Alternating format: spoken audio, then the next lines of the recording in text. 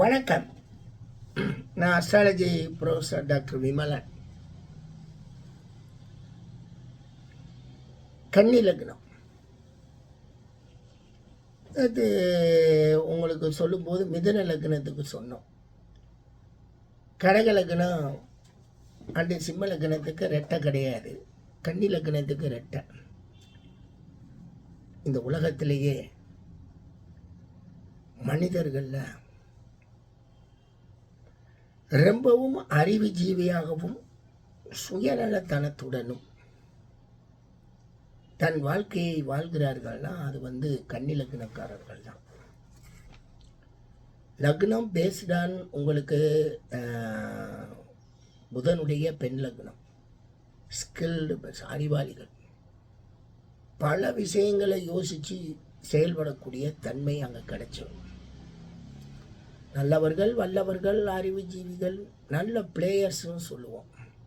விளையாட்டுக்களை விளையாடாகவே அழகாக நுணுக்கமாக செயல்படக்கூடிய ப்ரெசன்ஸ் ஆஃப் மைண்டு ரெண்டுக்குமே இருக்கும்.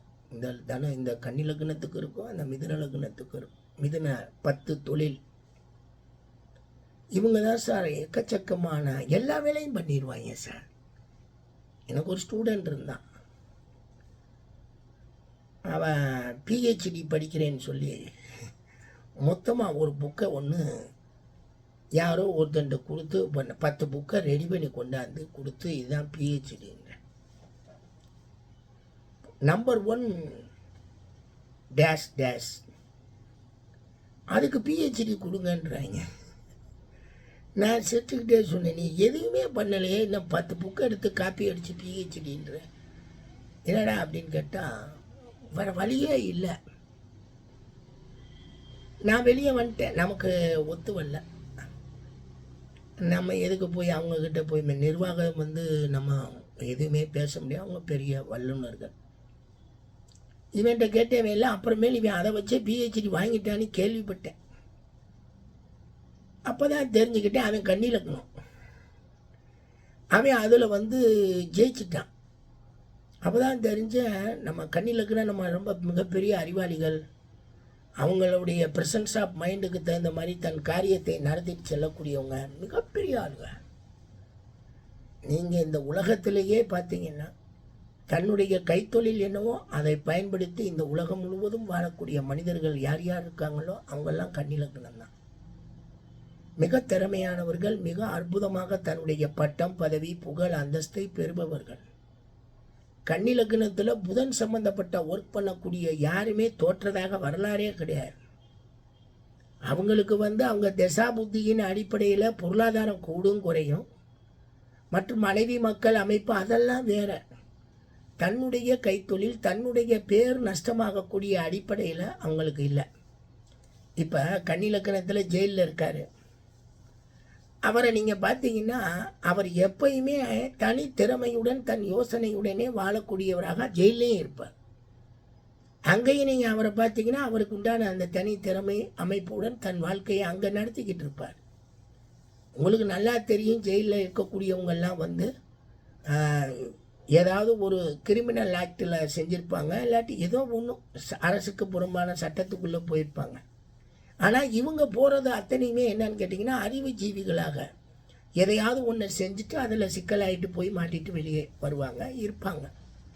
நான் அதை பார்க்கும்போது எல்லோரும் கேட்பாங்க, சார் கன்னி லக்னம் அறிவாளி அப்புறம் எப்படி சார் ஜெயிலுக்கு போவாங்க அப்படின்னு.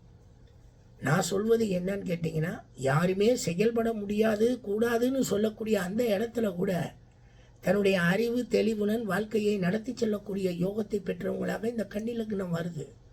லக்னாதிபதி உயிர் கன்னி புதன், அந்த பக்கம் 10 கூடிய மிதுனமும் புதன் தான். அது டேலண்ட்டும் டாக்டிஸும் எக்ஸ்போர்ட்ஸும் பிரில்லியண்ட்டும் காமிக்கக்கூடிய ராசி அந்த மிதுனம். அது போய் இவருக்கு தொழில் பாவமாக அமையுதுன்னா எப்பேற்பட்டவங்களாக மாறி இருப்பாங்க. அதெல்லாம் கேட்கவே கூடாது, அவ்வளவு அற்புதமான மனிதர்கள் அங்கே இருக்காங்க. எனவே நாம் எப்பயுமே எப்படின்னு கேட்டிங்கன்னா, எனக்கு தெரிஞ்சு இந்த உலக பொருளாதார இந்த உலகத்தில் ட்ரேடு அப்படின்னு சொல்லக்கூடிய வணிகத்தை செய்து கொண்டிருக்கக்கூடிய தலைவன் புதன், அந்த தலைவன் புதனில் மிதுன லக்னம் அது தன் நிச்சயில் அழகாக போகுது, தனக்குன்னு வேலைக்காரர்களை உருவாக்கியும் செய்யுது. ஆனால் இந்த கன்னி லக்னம் மாத்திரம் தானே வேலையை செய்து முன்னேறக்கூடிய, தானே தன்னுடைய அமைப்பில் டெவலப் ஆகக்கூடிய முழு யோகத்தை பெறுதுங்க. மிதுனத்துக்கு கூட 10 குடையன் குரு அவங்க மற்ற ஆட்களை வைத்து கூட முன்னேறி பெரிய கோடீஸ்வரர்கள். ஆனால் இந்த கன்னி லக்னம் தானே இருந்து செயல்பட்டு தன்னுடைய உழைப்பையும் பயன்படுத்தி கொண்டே கோடீஸ்வரர் ஆகக்கூடிய யோகத்தை அவங்க செல்வ யோக தசாக்கள் அல்லது லாப திசாக்கள் வந்தால் கிடைக்குதுங்க. என்ன சார் கன்னி லக்னங்களை தோத்தவங்க இல்லையானா அதெல்லாம் உண்டுங்க. யார் யாருக்கு கெட்ட திசை நடக்குது அவெல்லாம் தோல்வியில் தான் இருப்பான். ஆனால் நான் சொல்வது திறமைகள், மிக நுண்ணிய திறமையுடன் கூடிய எக்ஸ்பர்ட்ஸ் பர்சனாலிட்டிஸை நீங்கள் கன்னி லக்னத்தில் பார்க்க முடியும். அதனால தான் சொல்லுவோம், நம்ம மிதுனம் கன்னி அப்படின்ற அமைப்பில் லக்னமும் வந்துடுது அப்படின்னாலே அவங்கக்கிட்ட நாம் எச்சரிக்கையாக தான் இருக்கணும்.